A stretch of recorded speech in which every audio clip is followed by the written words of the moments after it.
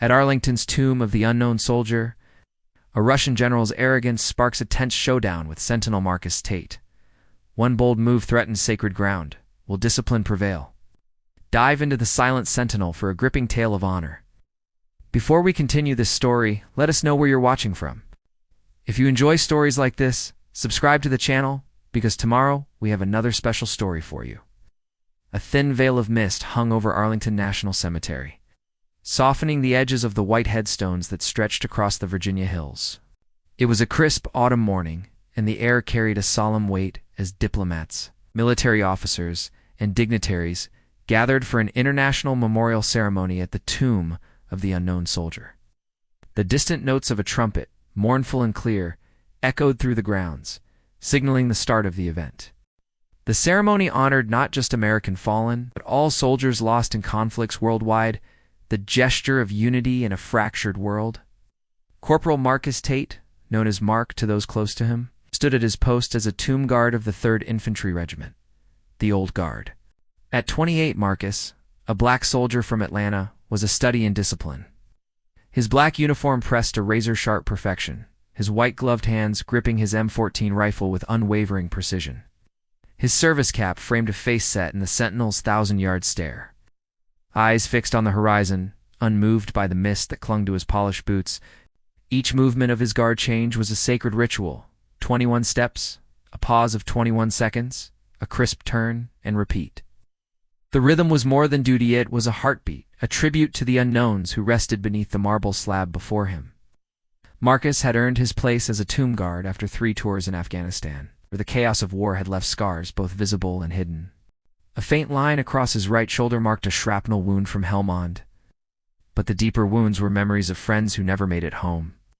Private First Class Jamal Carter, his best friend, was the sharpest loss, a 23-year-old from Chicago, killed by an IED outside Kandahar in 2018. Jamal's infectious grin and love for jazz haunted Marcus's quiet moments. Here at the tomb, Marcus felt Jamal's presence, as if the unknowns carried the spirits of every soldier who gave everything. Today, with foreign delegations arriving, Marcus's duty felt heavier, a silent vow to honor those who could no longer speak. The ceremony began with a low murmur of voices, dignitaries in dark coats and polished shoes, mingling near the memorial amphitheater. Marcus's eyes remained forward, but his ears caught fragments of conversation, French, German, and a distinct Russian accent.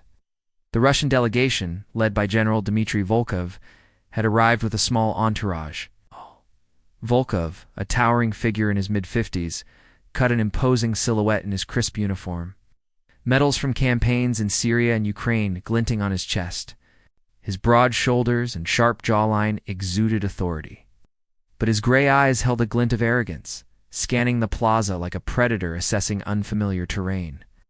A faint scar above his left eyebrow hinted at battles fought and survived, though his demeanor suggested he thrived on dominance more than duty. "This is theatrical nonsense," Volkov muttered in Russian to his aide, Captain Nikolai Petrov, a lean young officer with a nervous glance. "In Moscow, we honor our heroes with real soldiers, not actors in a parade." His voice was low but carried, and a few nearby guests shifted uncomfortably, sensing the edge in his tone. Marcus heard the words through the fog of his focus but didn't flinch. His training as a sentinel demanded absolute composure, no matter the provocation. He counted his steps. 1, 2, 3, 21. Pause. Turn. The tomb stood resolute, its marble surface catching the muted light, a symbol of sacrifice that transcended borders. Volkov's disdain stung, but Marcus's discipline was ironclad, forged in the heat of combat and tempered by the weight of this post. As the ceremony progressed, delegations took their places for the wreath-laying. A British colonel stepped forward, his movements precise as he placed a wreath of red poppies, bowing his head in silent respect. A French admiral followed, her wreath adorned with white lilies. When the Russian delegation's turn came, Volkov strode to the tomb with deliberate swagger, his boots clicking sharply on the stone plaza. He placed a wreath of evergreen and red ribbons, but instead of stepping back, he lingered, pulling out his phone and snapping a photo of the tomb, his lens flashing dangerously close to the restricted area marked by a low chain barrier. "Excuse me, sir," Major Aisha Lewis said, Approaching swiftly, a U.S. Army liaison officer, Aisha was 35, with sharp features and a calm authority that belied her petite frame. Her dark hair was pulled into a tight bun, and her uniform bore the insignia of a combat veteran. Photography is not permitted in the restricted zone, General Volkov. Please step back. Volkov turned, his lips curling into a dismissive smile. In Russia, Major, we document our respects. This is a phone, not a grenade. He snapped another photo, the flash cutting through the mist like a challenge. Aisha's eyes narrowed, her tone firm but measured. The Sentinels are combat veterans, General. Their duty here is as real as any battlefield. I'm sure you understand the concept of honor. Volkov waved her off, his smile fading into a smirk. Honor. In Russia, we honor our dead with action, not statues.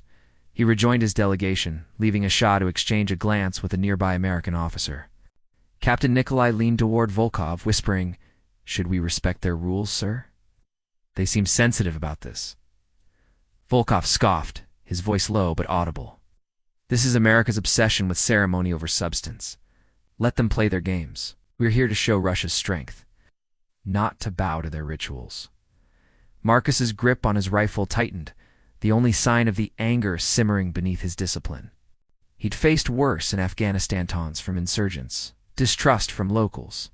But this was different.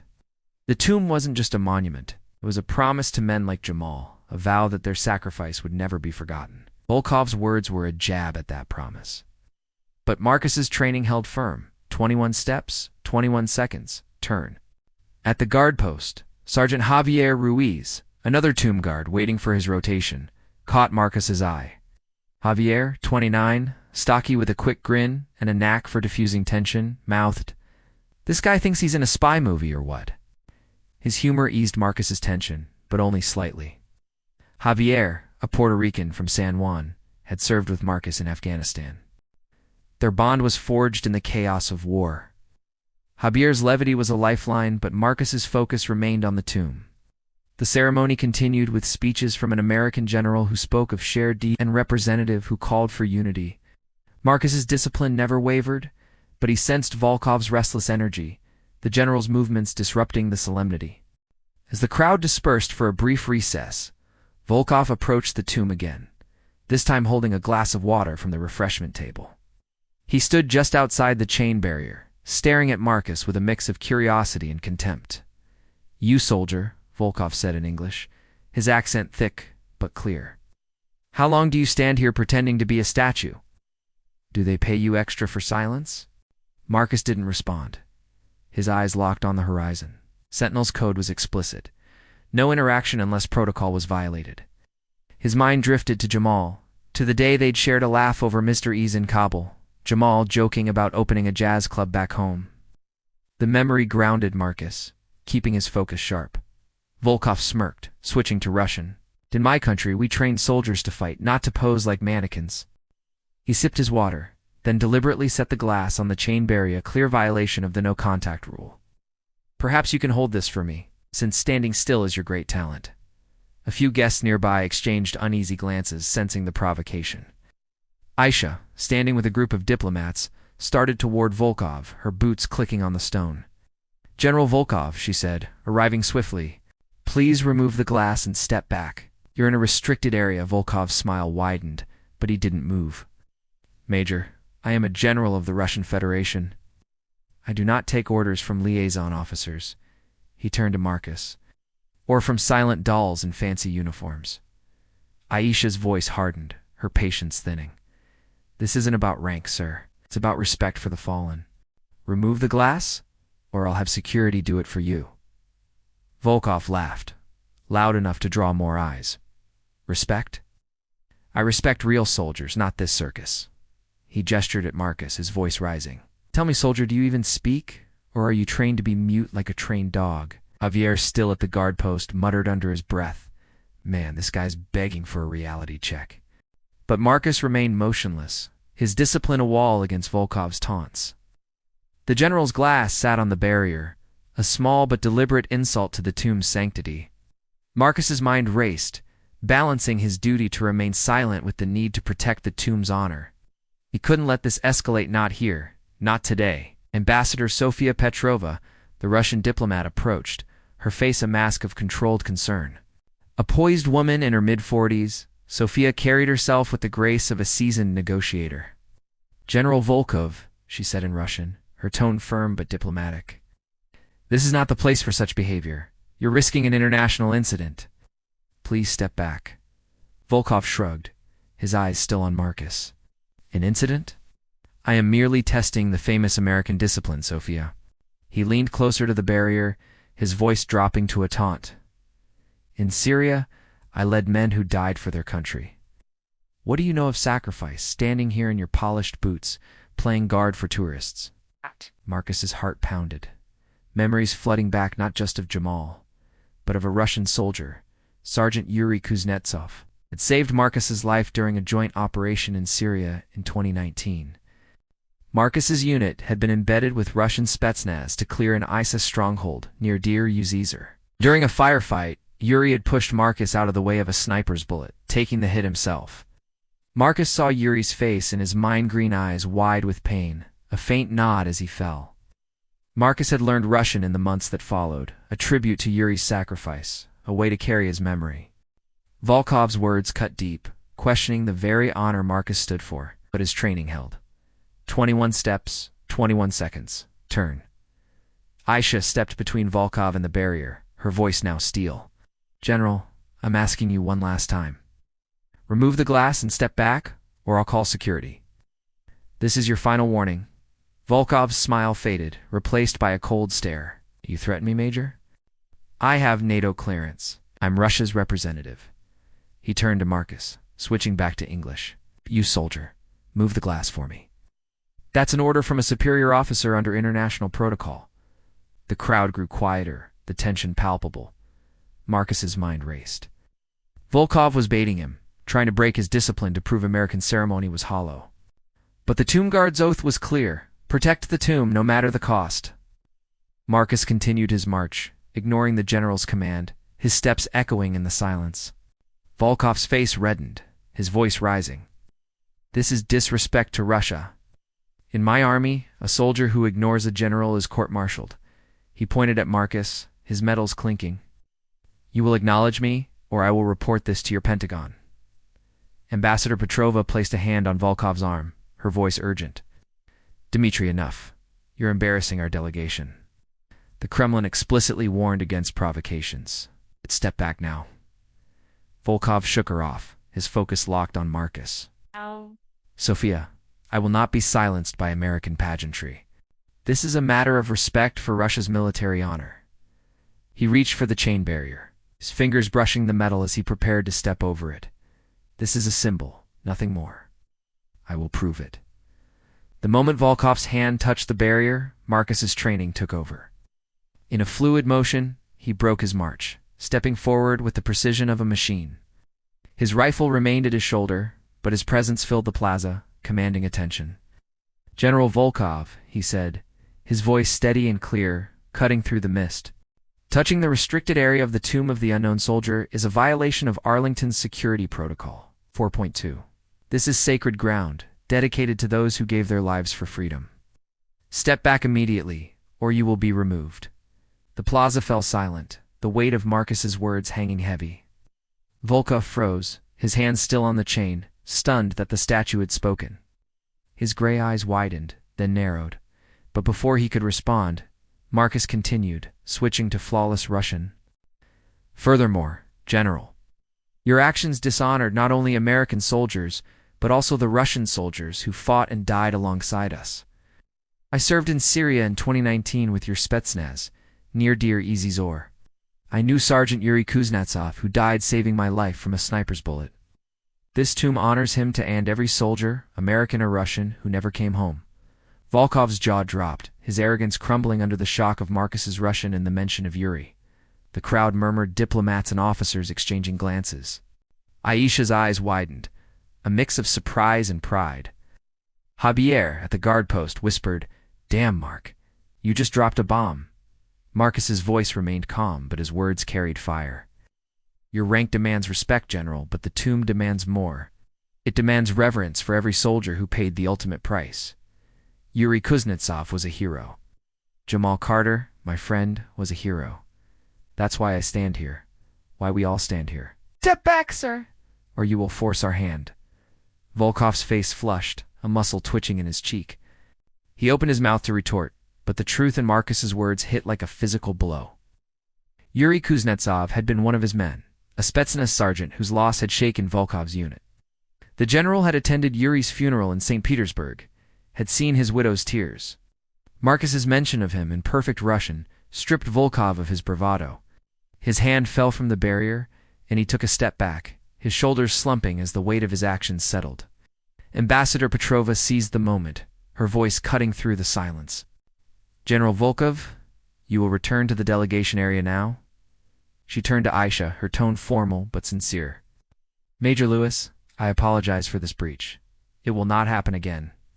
I assure you, Russia respects this place and its meaning. Aisha nodded, her tone professional but firm. Thank you, Ambassador. General, please follow your delegation. Security will escort you if necessary. Volkov hesitated, his pride warring with the reality of his misstep. Ow. This is not over, he muttered in Russian, but his voice lacked conviction. He turned and walked away, Petrova guiding him firmly through the crowd. Captain Nikolai grabbed the glass from the barrier, mumbling, I'm sorry, so sorry, before hurrying after them. Marcus resumed his march, his steps as precise as ever, the rhythm grounding him. The crowd dispersed, but the air buzzed with whispers. A German colonel leaned toward an American counterpart, saying that Sentinel just schooled a Russian general in his own language. The American nodded, a faint smile on his lips. Never underestimate the old guard. As the ceremony concluded, the dignitaries filed out, leaving the tomb plaza quiet once more. Marcus continued his guard change, the mist now lifting under a pale sun. Aisha approached the guard post where Javier was preparing for his rotation. Nice work out there, Corporal Tate, she said, her voice low but warm. You handled that like a pro. The Pentagon will hear about the sand not in a bad way. Javier grinned, clapping Marcus on the shoulder as they switched posts. Man, you dropped that Russian on him like a mic at a rap battle. Speaking Russian? Where did that come from, Hermano? Marcus's face softened, but he kept his eyes forward. Learned it after Syria, for Yuri. He saved me, pushed me out of a sniper's line, took the bullet himself. I owed him that much. Aisha nodded, understanding the weight of his words. You didn't just protect the tomb, Marcus. You protected what it stands for, every soldier, every sacrifice. She paused, her voice softening. My brother was a Marine, lost him in Iraq. I know what this place means. Marcus's eyes flickered, a rare break in his discipline. I'm sorry, Major. Your brother's here too. They all are. Javier now, at his post, called over. Yeah, and you made sure Mr. General knew it. Yeah. Bet he's rethinking his life choices right now. Marcus allowed a small smile, the first all day. Just doing my job, Javier. That evening, as the sun dipped below the horizon, Marcus stood alone at the tomb, his shift nearly over. The plaza was empty, the headstones casting long shadows across the grass. The moonlight bathed the tomb in a silver glow, and Marcus felt the presence of Jamal, of Yuri, of every soldier whose sacrifice was etched into this ground. He thought of the day he joined the old guard, the moment he'd first stood before the tomb, overwhelmed by its weight.